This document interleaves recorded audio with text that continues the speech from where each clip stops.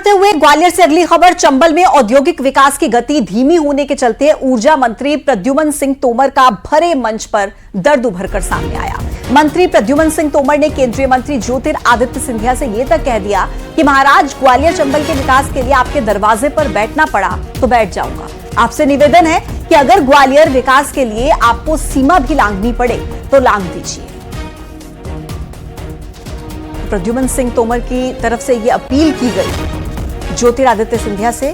चंबल के विकास को लेकर मंच के जरिए उनका दर्द किस तरीके से झलका, उनके शब्द क्या थे, वो आपको बता रहे हैं। उन्होंने कहा कि ग्वालियर चंबल के विकास के लिए अगर मुझे आपके दरवाजे पर बैठना पड़ा तो मैं बैठ जाऊंगा।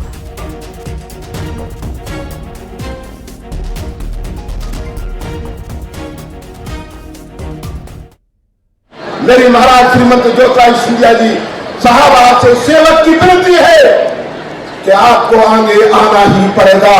कुछ मजबूरियां हो सकती है, उस सीमा रेखा को आपको ही लांघना पड़ेगा। इस सेवक की इतनी विनती है। अब देखिए, इस बयान के बाद मीडिया से बातचीत करते हुए प्रद्युमन सिंह तोमर ने कहा कि उन्होंने अपनी पीड़ा को बयां किया है, ये कोई राजनीतिक मुद्दा नहीं है। बात है वो मैंने कही है, ये कोई राजनीतिक मुद्दा नहीं है। हमारा ग्वालियर के लिए हमको बात जो करनी चाहिए वो मैंने कहा है। मैंने कहा है ग्वालियर पुनः औद्योगिक नगरी बने, उसके लिए हम सबको मिलकर काम करने की जरूरत है। चलिए आगे बढ़ते हुए अब खबर आपको देने जा रहे हैं राजधानी दिल्ली से। जंतर मंतर पर इंडिया अलायंस के छात्र संगठनों के प्रदर्शन में नेता प्रतिपक्ष और कांग्रेस के सांसद राहुल गांधी शामिल हुए। उन्होंने आरएसएस और बीजेपी सरकार को निशाने पर लिया।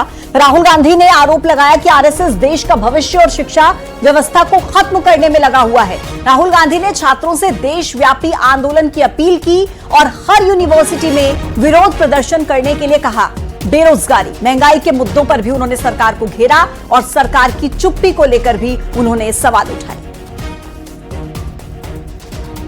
तो जंतर मंतर पर देखिए किस तरीके से राहुल गांधी की तरफ से जो बातें कही गई। हमारा शिक्षा का सिस्टम उनके हाथों में चला गया, जो आस्ते आस्ते जा रहा है, तो ये देश बर्बाद हो जाएगा। इस देश में किसी को रोजगार नहीं मिलेगा और ये देश खत्म हो जाएगा।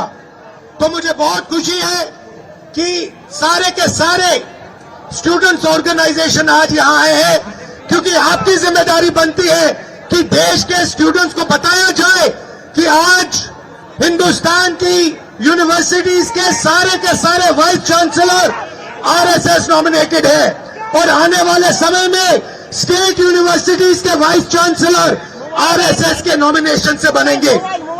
ये देश के लिए खतरनाक है और इसे हमें रोकना है।